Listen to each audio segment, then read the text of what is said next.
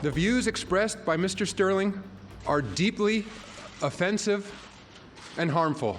Sentiments of this kind are contrary to the principles of inclusion and respect that form the foundation of our diverse, multicultural, and multi-ethnic league. The public acknowledgement of racism in professional basketball. It was a shock, but perhaps not a surprise. Since the earliest days, inequality and exclusion have been as much a part of the sport as passing and dribbling. In fact, if you were black and wanted to play professionally, you had very limited options. Most teams back in the 1930s and 40s weren't just predominantly white, they were exclusively white. But one team changed that, and in the process changed the sport of basketball. They were a group of exceptional athletes who battled racism and exploitation to help make basketball into the worldwide phenomenon it is today. They were called the Harlem Globetrotters. You know, when you're a young black kid in America in the 40s, you loved Joe Louis and the Harlem Globetrotters. The Harlem Globetrotters go into their famous warm-up circle before a turnout of 18,000 at Madison Square Garden. To walk around Harlem and everybody know who you are and to be a star, like, you know, in those days, that was a hell of a feeling. Even when clowning, they are experts at handling that ball. I felt great to put on that red, white, and blue uniform with the stars on it and run on that court and hear all these thousands of people yelling and screaming. We put the fun in the game. They're not giving us the recognition that we would have gotten because they're not publicizing us, they're publicizing the NBA. Of course, they don't play this happy type of fun-making game all the time. When hard-pressed, they can play the game straight and fast in championship form. Well, the way basketball is played today is Harlem Globetrotter style that they now call Showtime.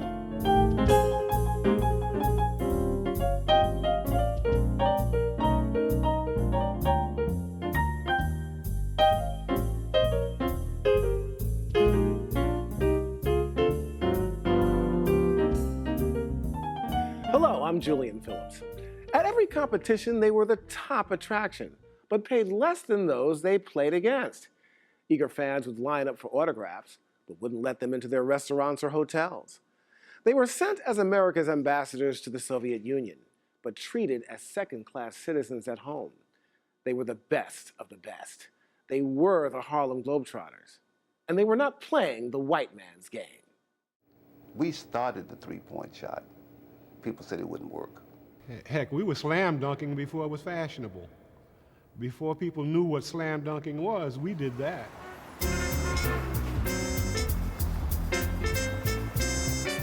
Despite their name, the Harlem Globetrotters didn't originate in Harlem, but in Chicago. A sports entrepreneur saw the talent and the opportunity created by discrimination. It would turn out to be lightning in a bottle. Abe Saperstein was the guy who figured out that black ball players couldn't play anyplace else. Before the NBA, for men of color, came the Globetrotters. Abe and the Globetrotters gave men of color a chance to show the world that they were great athletes and great ambassadors. Well, he was smart enough to know that I've got a gold mine here. What option do they have? If they don't play for me, they can't play anywhere. And play they did. As many as 350 games a year.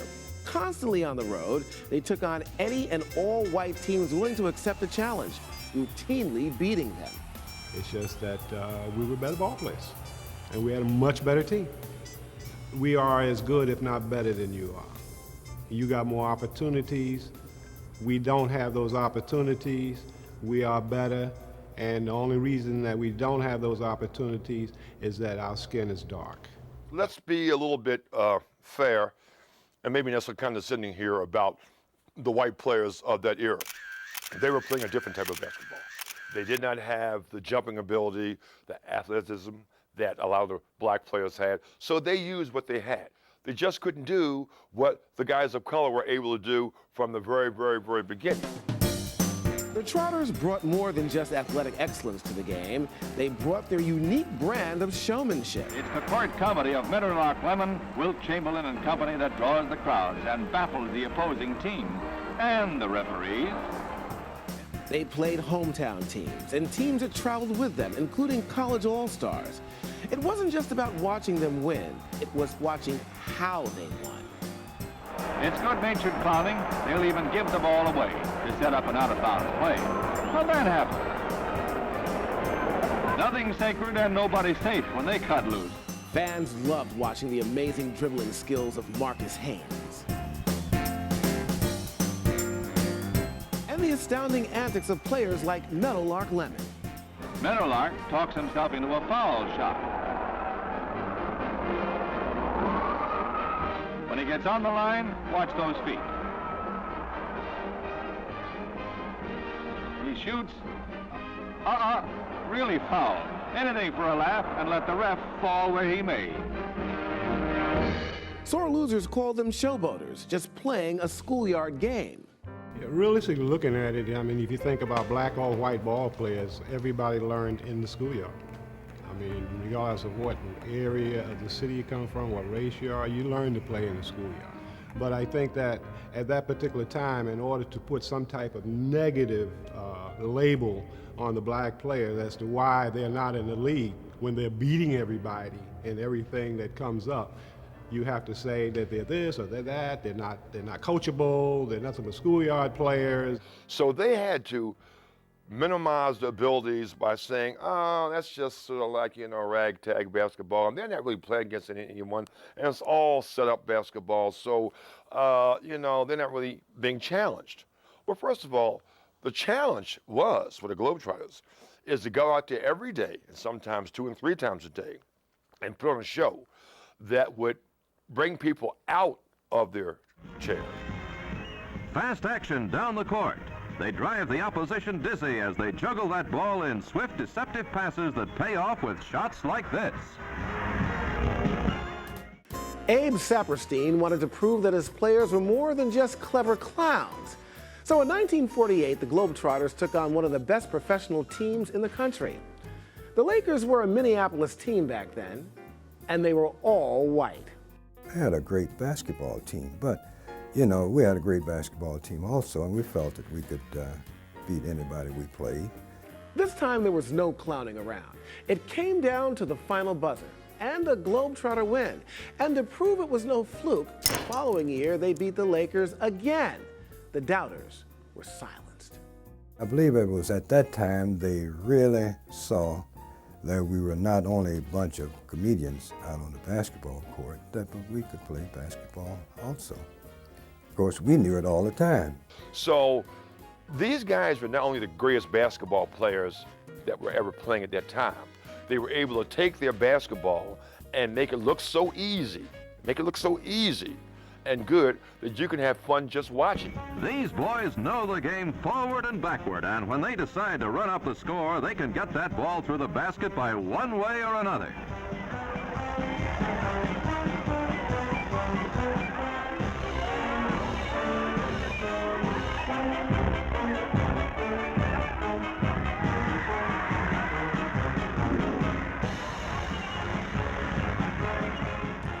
People paid to see the Globetrotters, but the Globetrotters didn't see much of that pay. What they did see was American racism on display. That part of the story when we come back.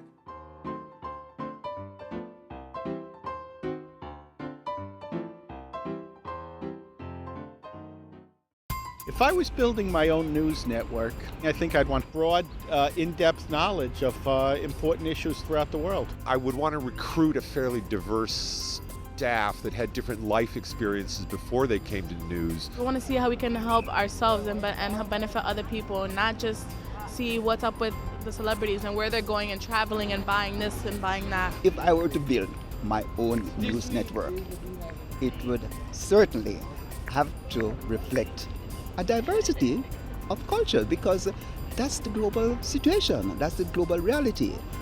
I would probably bring a lot of personal stories, really personal stories from the leaders of all countries.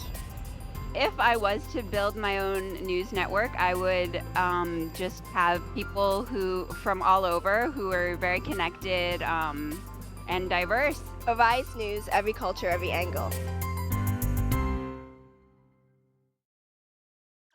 One of my favorite moments on the show was interviewing the author Taya Selassie. She wrote the New York Times bestseller Ghana Must Go, and she actually coined the phrase Afropolitan. And I feel like in part what this show speaks to is the Afropolitan audience. They're African, they're traveled, they're cosmopolitan, they're interested in the diaspora.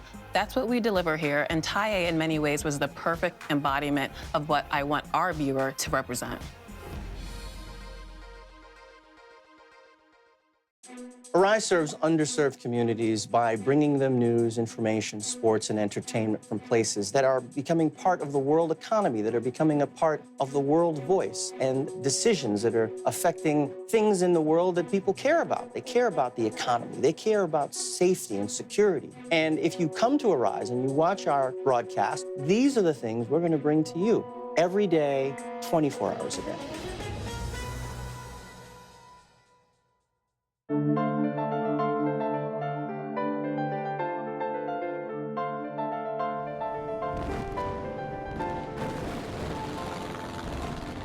The world went to war in the 1940s. After Pearl Harbor was attacked by the Japanese, young Americans were sent overseas to fight. Segregation still divided the military, but men of color served with distinction.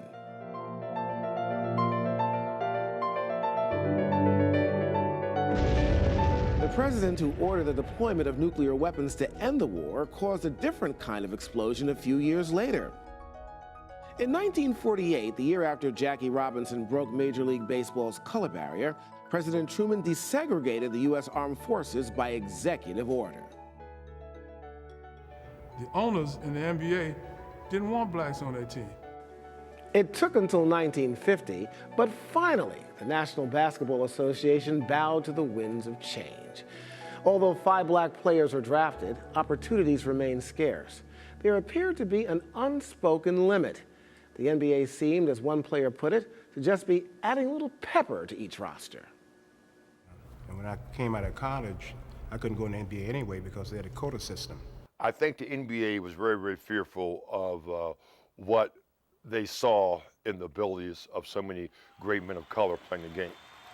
But while the NBA was slow to add black players, it was quick to realize that the crowds came to see the Trotters. The league would not have survived big-time basketball if the Globetrotters did play on the undercard of these teams. We played on NBA cards because the NBA were not drawing people. People didn't want to come to see that type of basketball. That's why the NBA at the time brought the Globetrotters in, because they weren't making money. So we would play the first game, and after we played the first game, people started leaving. So the NBA changed it for us to play the second game, so people would stay to see the games. They stayed, they cheered, and they clamored for autographs. But when the players left the arena, the Trotters confronted the ever-present ugly reality. But when you put the uniform off, you became black again. And it wasn't just in the American South. Many people often think in terms of the South being heavily segregated, which it was.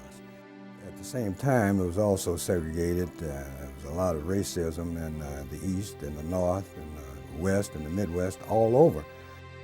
An experience in Ohio was all too typical. The owner of a local diner was thrilled to get their autographs. He was far less thrilled when they arrived at his diner later that night. He didn't want any of his customers to see them.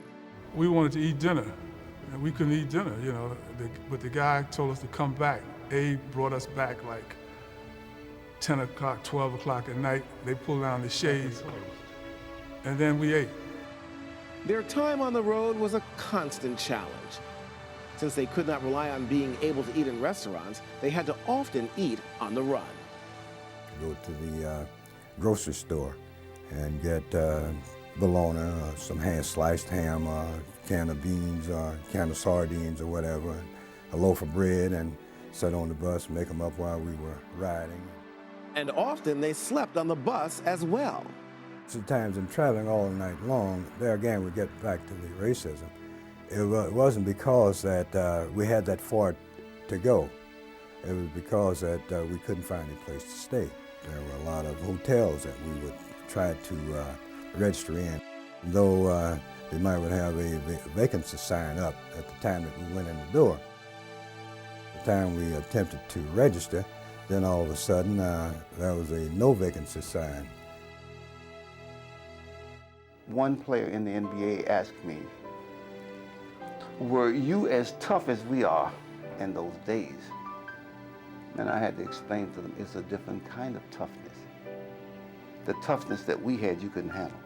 These were reality checks for us, really. It's like, you know, we speak of being celebrity stars and feeling good, but it was situations like this that really returned us to normal and made us understand that life is as it is and people are as they are. Another stark reality came on payday. When I started playing with the Trotters, I started on making $500 a month, okay? The next year, I got a raise of $100. Theirs was a grueling schedule, playing a game almost every day, some days 2 or even 3. They were packing in the crowds, yet only making 1/6 of what the average white American was earning at the time. You had to pay for your food, your laundry, you know, and all this. You didn't get per diem. What's that, you know? We were not businessmen. we were not businessmen, because if we were, we wouldn't have done what we did. We loved what we did. We had a passion for this. They had to maintain that passion, even when they learned that Abe Saperstein routinely paid their competition more. In most cases, he weren't playing his ball players as much as he was playing the traveling team that traveled with us. We found out that they were paying those fellas more money than we were getting. They are past masters at tricky maneuvers to baffle the opposition. Yes, he took advantage of blacks, no question about that. It is basketball magic that has made the Trotters one of the outstanding attractions in the realm of sports. Okay, you had the Globetrotters, you had their opponents, and you had the people who provide the halftime entertainment. Of the 3 entities, the Globetrotters paid the less of all. Now, the question arises, who did the fans come to see? The Globetrotters. But we were paid less than everybody. Why we was paid less? Because he said, as long as you keep the taste of hamburger in their mouth, you can control them. But once they get a taste of steak, it's over. Abe held all the cards. Players who resisted could find themselves heading to one of his less desirable teams, or worse. And there were players also who were afraid to ask for a raise because of fear that Abe would chastise them for it or send them home. A Carl asked for a raise, and Abe came to me and said, what happened to Carl? He said, I give him a raise, 5,000 feet above sea level. He's flying home. That's a good raise, ain't it? I said, yeah, beautiful raise.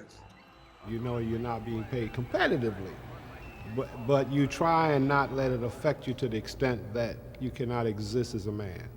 We weren't making a whole lot of money like the other people were making, but you couldn't tell it. When we went to the gym, we did not go in jeans and clogs. It was a fashion show. It was a fashion show, and we didn't have the money to do it, man, but it was a fashion show. We went in there because we enjoyed what we did. Basketball's latest sensation, a 7-foot scoring whiz named Wilt Chamberlain. One exception was Wilt Chamberlain. Already famous from his college team, he was destined for the NBA. In between, he filled a lifelong dream of becoming a Globetrotter, and his salary reflected his marquee status. And when Wilt came, and he got $65,000, everybody's eyes popped. Wilt the Stilt went on to bigger paydays with the NBA, but what he found with the Globetrotters was something money could not buy. The fraternity of the Globetrotters, the family of the Globetrotters, and being able to become part of the Globetrotters was probably the most rewarding experience in my basketball career. We knew that we were like a symphony, you know what I'm saying? The only people that could compare To us, that we used to laugh at would be like Count Basie's band. That's how well they played together. And that's what the Globies were. I mean, they were like really a fist that was all like together. No separate fingers. They were together, and when they were on that court, they were together. And like the jazz greats, the Globetrotters found the doors open wider for them outside the United States. The basketball ambassadors when we return.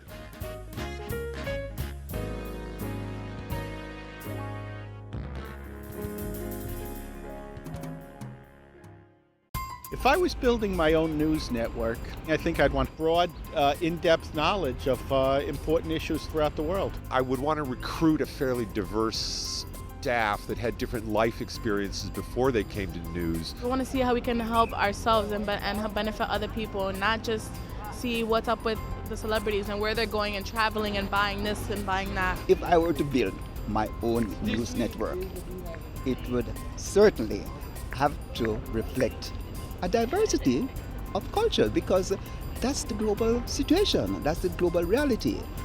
I would probably bring a lot of personal stories, really personal stories from the leaders of all countries.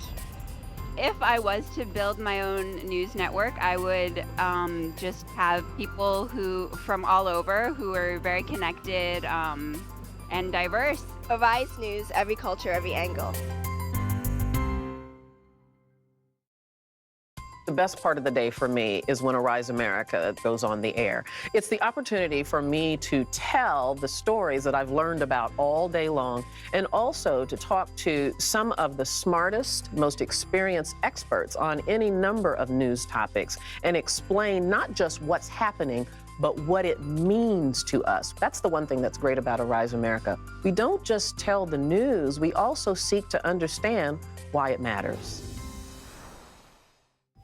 Because we live in a global, interconnected world, business news no longer stops when the markets close on Wall Street. And what we've discovered over the past few years of the financial crisis is that events and news that happen even in the smallest countries impact the United States and the world at large. As we bring together experts and analysts and thought leaders and CEOs and companies across many industries to not only provide the macroeconomic view, but news everyday people can use.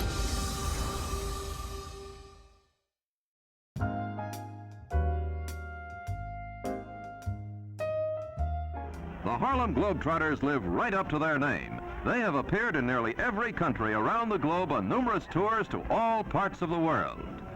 They have been seen by enthusiastic audiences in most of the major cities of Asia. We was like the ambassadors of goodwill. Their name, after all, is Globetrotters. They brought their special brand of basketball abroad, winning fans everywhere they went. I travel the world and people would say, oh, you're a basketball player. And I go, yeah. They say, well, who you play with? I said, the Globetrotters. And you could see their eyes light up.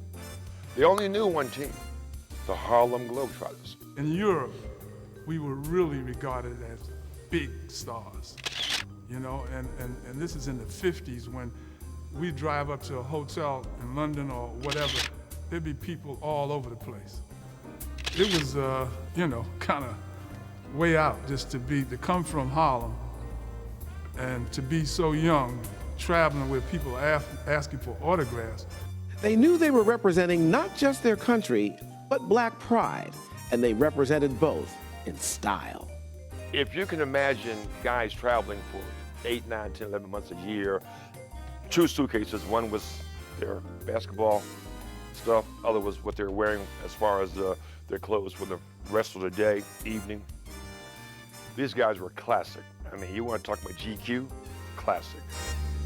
So I'm telling you, when they came off of that court and they put on their clothes, their civilian clothes, and walked out onto the Champs-Élysées, you know, they were true representatives of the human race. So we walking down the Champs-Élysées in Paris, and, you know, East Berlin, and, you know, it's great. Of course, the Globetrotters were not the first ambassadors of Black America. Europeans had long ago embraced jazz, and the musicians had paved the way. They were going through the same thing to a degree that we were going through, you know, not being truly accepted, you know, at home and really being the man on the road. When it was time for an exhibition of American basketball behind the Iron Curtain, it was the Harlem Globetrotters who made the historic trip. In 1959, they became ambassadors of goodwill. At the peak of the Cold War, they warmed the hearts of communists in Moscow. We actually saw history being made. We were part of this thing that was happening. And we look at it, as I look at it now, I said, wow, well, I'm part of that.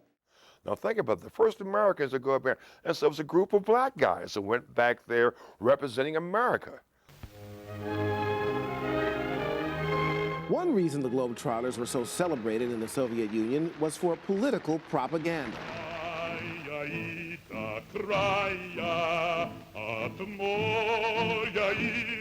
Just as singer and activist Paul Robeson sought the acceptance denied him in America and became a Soviet media darling, the Russians were quick to point out the paradox of black men representing a country where they were oppressed. And I realized that they weren't blind to the fact that even though we were ambassadors and whatever, we weren't really treated like first-class Americans, back in our own homeland. You are seeing the Harlem Globetrotters, the champions of champions, pile up a top score in basketball fun.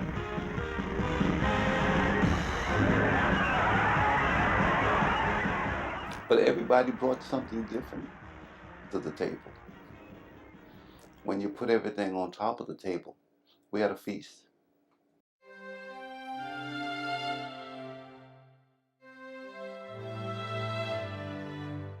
These are the moves that enchanted fans and frustrated the competition. Skills honed over the course of hundreds, if not thousands of games.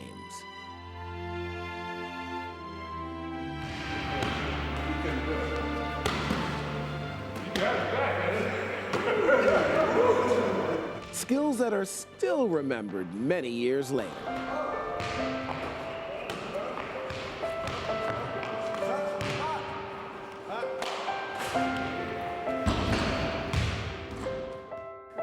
It has been more than a half-century since the Globetrotters became stars. Now the NBA is a global brand. Salaries are in the stratosphere. Racism is still a part of American life, and even basketball. But the legacy of the Globetrotters shines on. In 2002, the team was inducted into the Naismith Memorial Basketball Hall of Fame. And the game they taught the world to play can be seen everywhere from the nearest playground to Olympic stadiums. Now here's the thing that's most amazing to me, and no one touches on it right now, is the fact is that the NBA today is totally the Harlem Globetrotters. It's all now about entertainment. They said that we played schoolyard basketball because we could jump and run fast, and this is what they play now in the NBA. When I see somebody pass the ball behind their back, or dribble behind their back, the first thing I say, right on.